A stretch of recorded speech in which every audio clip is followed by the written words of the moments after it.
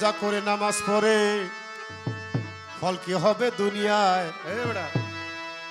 রোজা করে নামাজ পড়ে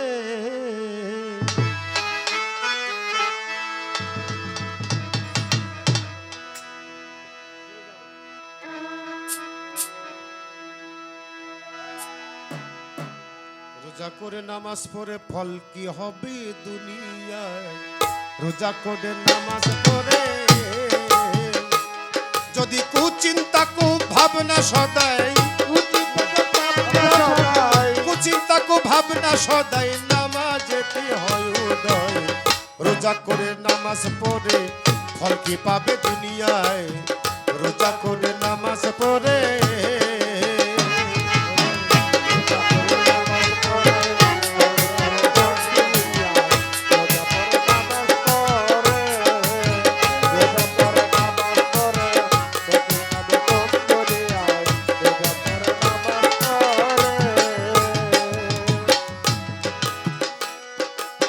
নামাজ পড়ো সুরত চিনে আমি তোকে ভুলিয়া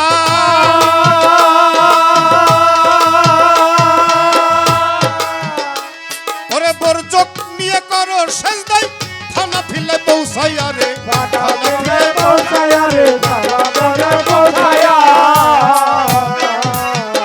নামাজ পড়ো সুরত চিনে আমি তোকে ভুলিয়া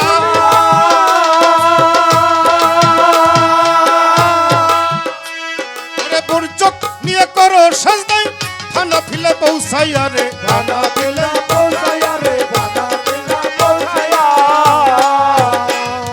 পাকা মাটি খেজুর পাতা এর মধ্যে বসিলে মাথা পাকা মাটি খেজুর পাতা এর মধ্যে বসিলে মাথা ফল হবে না যথা তথা ফল হবে না যথা তথা বুঝবে না বে রোজা করে নামাজ পড়ে ফল কি পাবে দুনিয়ায়? রোজা করো নামাজ পড়ো ওরে রোজা করো নামাজ পড়ো ফল পাবে দুনিয়ায়। রোজা করো নামাজ পড়ো ওরে রোজা করো নামাজ পড়ো ফল পাবে দুনিয়ায়। রোজা করো নামাজ পড়ো রোজা করে বুঝাবে লাভ কি হবে অকারণ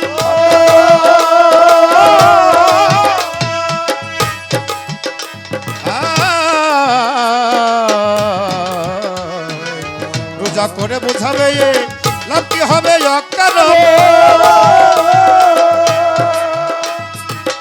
অকারণে ফল হবে কি বেবুঝা হলে মদন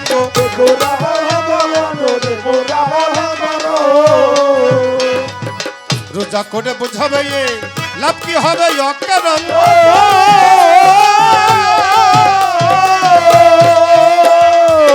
অনাহারে ফল হবে কি বেবুঝা হলে মদন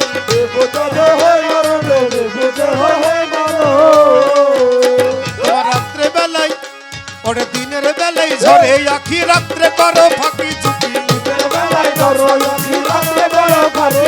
দিনের বেলায় ঝরে আখি রাত্রে করো ফাঁকি ঝুঁকি আসল রোজার অনেক বাকি আসল রোজার অনেক বাকি নকলে সব রোজা করে নামাজ পড়ে ফলতে হবে দুনিয়ায়। রোজা করে নামাজ পড়ো ওরে রোজা করো নামাজ পড়ো রোজা করো নামাজ পড়ো ওরে রোজা করো নামাজ পড়ো রোজা করো নামাজ পড়ো নামের আগে হাজি লিখতে মক্কা গেল মিয়া ভাই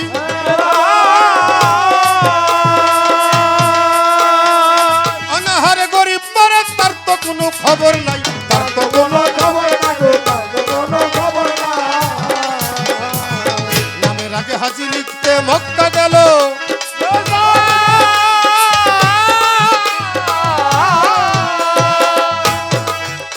ওরে অনাহারে গরিব মরে তার তো কোনো খবর নাই তার তো কোনো খবর নাই তার কোনো খবর নাই ওরে মানুষ কাবার না ভজিয়া কি লাভ হবে মক্কা যাইয়া মানুষ কাবা না ভজিয়া কি লাভ হবে মক্কা যাইয়া মিছামিছি ধাক্কা খাইয়া কানা ওলাই পথ ভুলায় রোজা করে নামাজ পড়ে ফল কি হবে দুনিয়ায় এই রোজা করো নামাজ পড়ো রোজা করো নামাজ পড়ো পাই কি হয় না রোজা করো নামাজ পড়ো রোজা করো নামাজ ঠিক আছে ওই যে আমাকে সোনু পাগলা আসলে সোনু পাগলা ওই আগে কর চাইরা না সাল্লা এটা 100 মাস হয়ে গেছে তো দোকানে নিয়ে গেছে কয় আমারই দাও তো বিড়ি দাও দোকানদার কয় শোনো ভাই এই পয়সা চলে না শুনে করছে কি মাটির মধ্যে ধাক্কা দিয়ে গড়াই কই যে চলে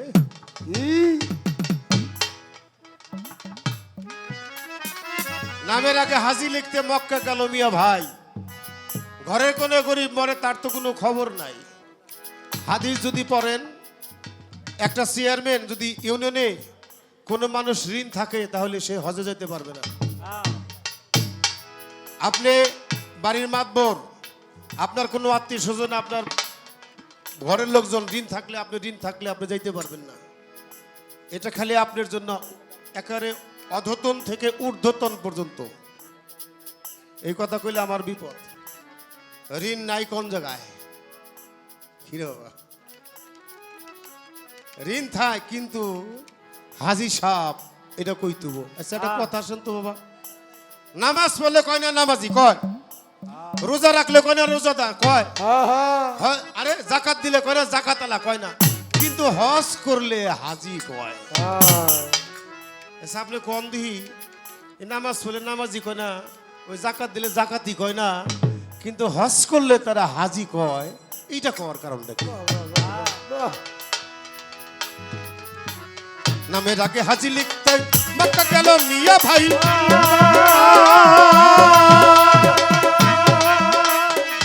অনাহারে গরিব মানে তার তো কোনো খবর নাই তার তো কোনো খবর নাই তার তো কোনো খবর নাই ওরে মানুষ কাবা না ভজিয়া কিলা ভাবে মক্কা যাইয়া মানুষ কাবানো দরিয়া কিলা ভাবে মক্করিয়া ওরে মানুষ কাবা না ভজিয়া কিলা ভাবে মক্কা যাইয়া মিছামিছি ধাক্কা গাইয়া কানা ওলাই পথলায় রোজা করে নামাজ পড়ে ফল কি হবে দুনিয়ায় রোজা করো নামাজ পড়ো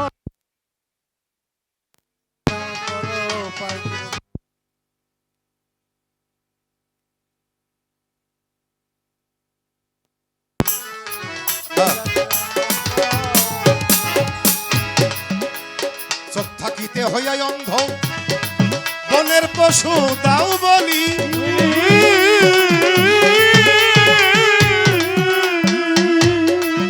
ও তার দেহের মাঝে ছয়ট পশু একদিনও না খুঁজিলি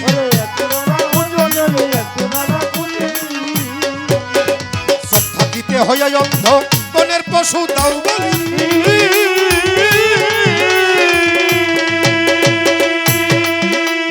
দেহের মধ্যে ছয়ট পশু একদিনও না খুঁজিলি আরে গানের অশ্রের মুহ বলি আবুল রে তুই ভুলে রইলি গানের অশ্রের মুহ বলি আবুল রে তুই না করিলি আবুল রে তুই ভুলে রইলি এই যে আবুল সেজে ভুলে রইলি মানি কনসা ধরিয়া রোজা করে নামাজ পড়ে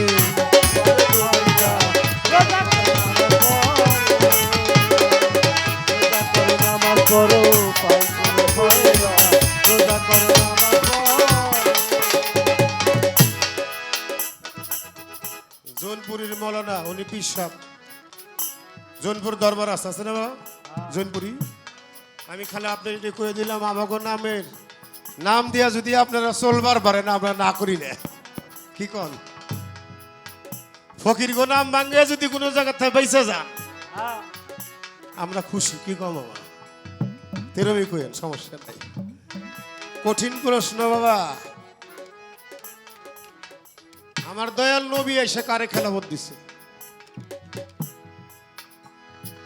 আপনি কি আমার মারবার খাইছেন না ঘটনা কি রে মামা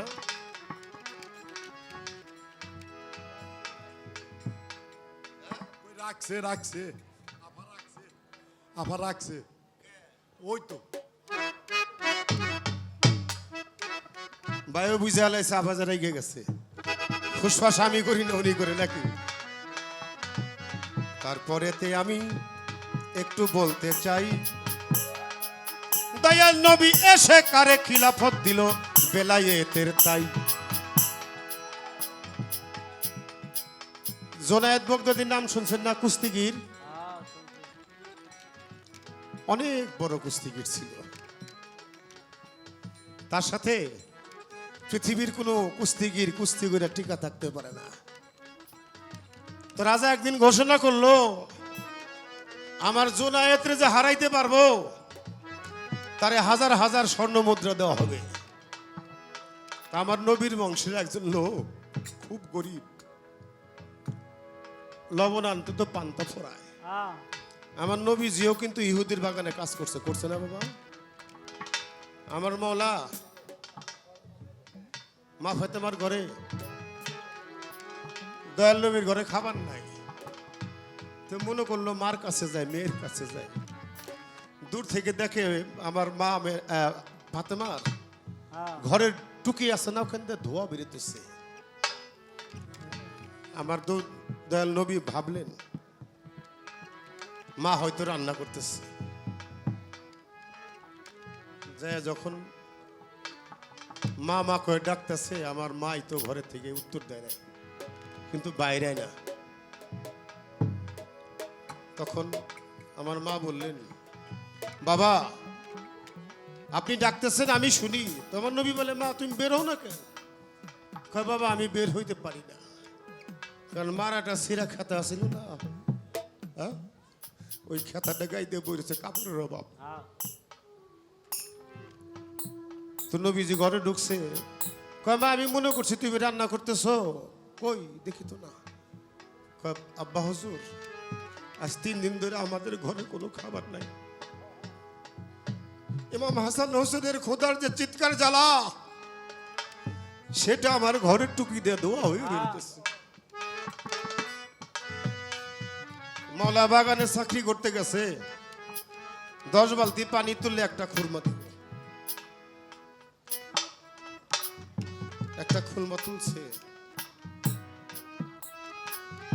10 বালতির বিনিময়ে আর একটা তুলছে, আর একটা তুলছে। যখন 2টা হয়েছে, ভাবছে 2 ইমামের জন্য তুললাম, যদি আর একটা হয় তাহলে আমার কলিজার টুকরার জন্য, আমি আমার মা ফাতেমার জন্য আমি দিতে পারবো। এমন সময় আজরাইল এসে, আরে জিব্রাইল, একটা গরিবের ভিক্ষুকের রূপ ধরে সালাম দেয়, আসসালামু আলাইকুম। আমি আজ 3 দিন ধরে কিছু খাই না, আমারে খাবার দেন। ওই যে 3টা খোরমা জোগাড় করছিল, কষ্ট করে দিয়ে দিল। ফকির কারে কয় বাবা? আমার নবী পরিবারে এরকম একজন গরিব, সন্তানদেরকে ভরণ পোষণ করতে পারে না, আত্মহত্যা করলে এটা মহাপাপ হবে। আবার নবীর বংশের লোক, কিন্তু বাচ্চা কাচ্চাদের নিয়ে অভাবের তাড়নায় সে সইতে পারে না। তো ঘোষণা শুনছে এরকম একটা কুস্তি হবে জুনায়েতের সাথে। এবার বলতেছে জুনায়েতের সাথে কুস্তি করে মরে গেলেও তো আমি লাভ, আমি আত্মহত্যা করলাম না। এবার যখন নাকি ওইখানে নাম লেখাইছে, নাম লেখাইবার যায় দেখে এই খড়ির মতো একজন ব্যক্তি, সে নাম লেখে জুনায়েতের সাথে কুস্তি করবে। মানুষ হাসাহাসি করতেছে। এবার যখন নাকি দেখবেন বাবারা, যে কোনো খেলা হইলে মাঠের মাঝখানে এক প্লেয়ার আর এক প্লেয়ারে বুকের মধ্যে মহব্বত করায়। যখন একটা বুক আর একটা বুকের মধ্যে মিশে মুখটা তার কানের মধ্যে চলে যায়, আমার নবী পরিবারের লোকটা বলতেছে, জোনায়েত আমি জানি দয়া তোমার হাতের একটা টিপ কোলানোর মতো আমার ক্ষমতা নাই, তারপরও জানো আমি কেন তোমার সাথে কুস্তি খেলতে আসছি? আমি হইলাম নবী পরিবারের লোক, আমার ঘরে খুব অভাব। আমি যদি আত্মহত্যা করি তাহলে আল্লাহর কাছে আমি দোষী হয়ে যাব। তাই তোমার সাথে কুস্তি করে যদি আমি মরে যাই তাহলে আমার কোনো আপত্তি থাকবে না। আর যদি আমি যে নবী পরিবারের লোক, নবী বংশের লোক, আমার দয়াল নবীকে মহব্বত করে মৌলা আলীকে মহব্বত করে, মা ফাতেমাকে, ইমাম হাসান হুসাইনকে মহব্বত করে যদি তুমি আমার কাছে হাইরা যাও, তাহলে এই স্বর্ণ মুদ্রা নিয়ে আমি আমার বউ পোলাবেনটা খাইতে পারবো, আর হাসরের মাঠে যাই আমার নবীর কাছে বলবো, পিয়ারা হাবিব, এই জুনায়েদ এত বড় কুস্তিগীর শুধু আপনাকে সম্মান করতে যে হাইরা গেছে। বাঁশি দিছে। জুনায়েদ বলল, তাহলে ভাই তুমি একটা কাজ করবে, যখন বাঁশি দিবে তুমি আমাকে ধরলেই আমি মাটির মধ্যে পড়ে যাব। এরকম ধরতে ধরতে যখন 3 বার ধরছে, 3 বারই মাটির মধ্যে পড়ে গেছে। যত মানুষ ছিল সবাই পায়ের জুতা ওই জুনায়েদের গায়ের মধ্যে মারতেছে। আর রাজা অর্ডার দিয়ে দিল, আমি জুনায়েদকে আমার দেশে আর দেখতে চাই না, তুমি আমার দেশ ছেড়ে চলে যাও, তুমি আমার কলঙ্ক দিয়েছো। জুনায়েদকে মানুষ জুতা পিটা করতে করতে মাঠ থেকে যখন বাহির করে দিল, মাঠ থেকে বাহির হইয়া লজ্জায় কারো মুখ দেখাইতে পারে না। এইবার ঘরে যায় কাঁদতে কাঁদতে কাঁদতে কাঁদতে এক সময় জুনায়েদ ঘুমায় পড়ছে। স্বপ্নে দেখে আমার দয়াল নবী জুনায়েদের ঘরে এসে ডাকতেছে, জুনায়েদ আয় বাবা, তুই আমার বুকে আয়।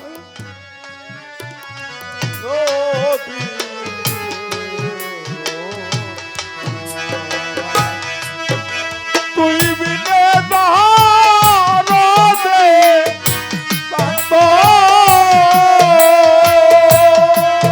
দয়াল নবী,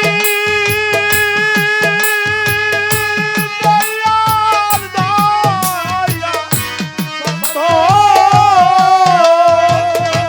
এ জগতে আমার কে হো না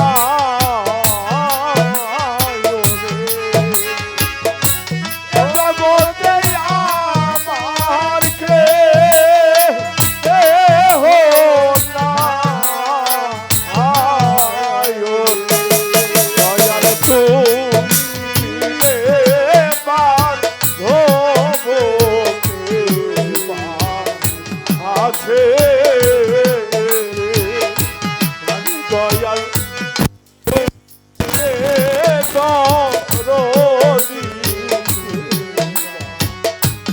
আছে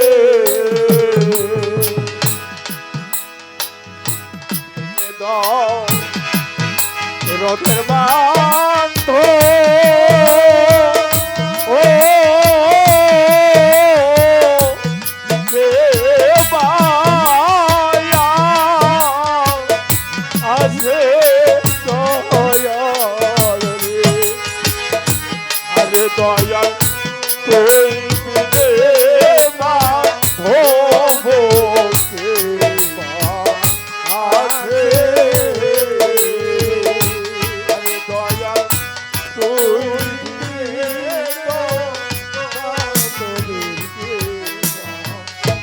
আছে।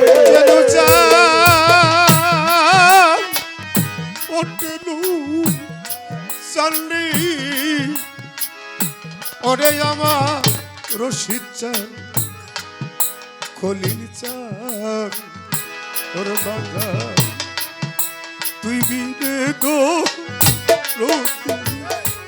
আমার কেহ নাই, আমার কেহ নাই রে,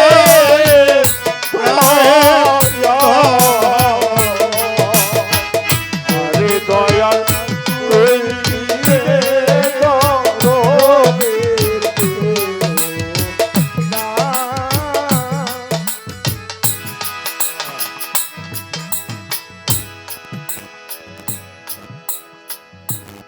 কথার সার মর্মটা বুঝতে হবে।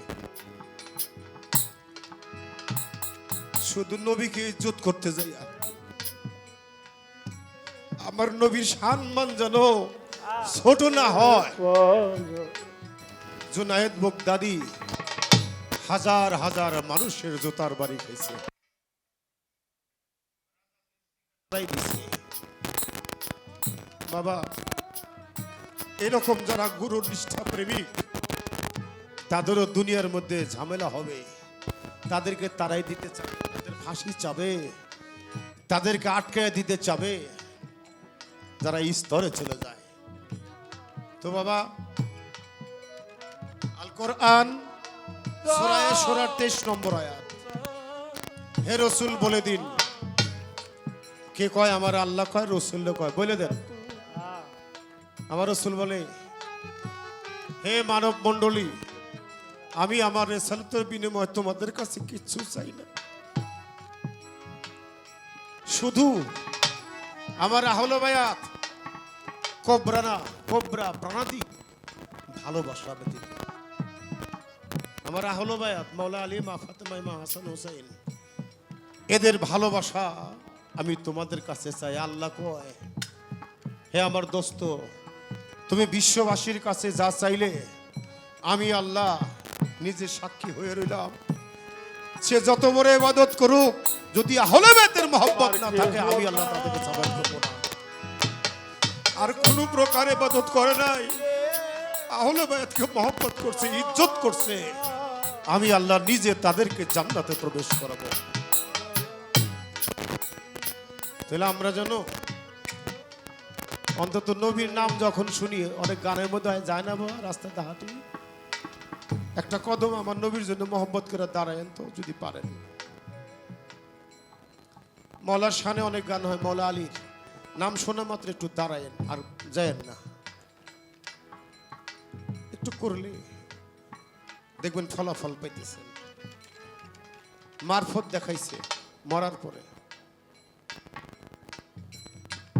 বড় পীরের এক ভক্ত বড় পীরের কাছে মারফত দেখতে চাইছিলেন। বড় পীর বলছিলেন, আমি যদি পৃথিবী থেকে চলে যাব, সেদিন তুমি মারফত দেখবে যে আমার জানাজা পড়াবে। ঠিক বড় পীর আব্দুল কাদের জিলানী খুলে নফসুল সাইকাতুল মউত, নফসের মরণ আছে, ওলিদের মরণ নাই। কি হলো?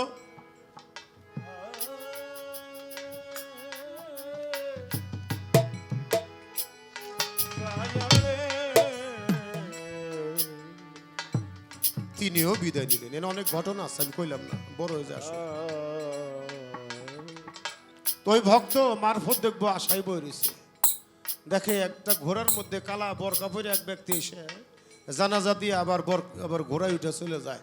উনি ঘোড়ার সামনে যা দাঁড়াইছে, হুজুর আমার মুর্শিদ বলছিল আপনার কাছে নাকি আমি মারফত দেখবো, দয়া করে আমাকে আপনি দয়া করবেন। বরকার সামনে কাপড় থাকে না বাবা, পর্দা